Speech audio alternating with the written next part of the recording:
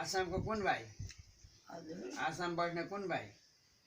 आसाम गएको कुन भाइ गएको नि बेसी अनि उहाँ चाहिँ नरपतिको छोरा ओमनाथ हँ? ओमनाथ ओमनाथ नाम सुनेको थियो सुनेको थियो ओमनाथ भन्थे नि अँ, ओमे ओमे भएर माओवादी चलो माओवादी हो नरपति भनेको सुभाषको नाम बसेका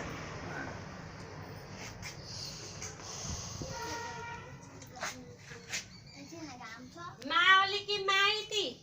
माओली की माइती माओवादी माइती नै भन्ने माओली त रिजाल होइन नि रिजाल माओवादी छ ल माइती चाहिँ हाम्रा खुसीले माइती भन्छ के गर्नु कसलाई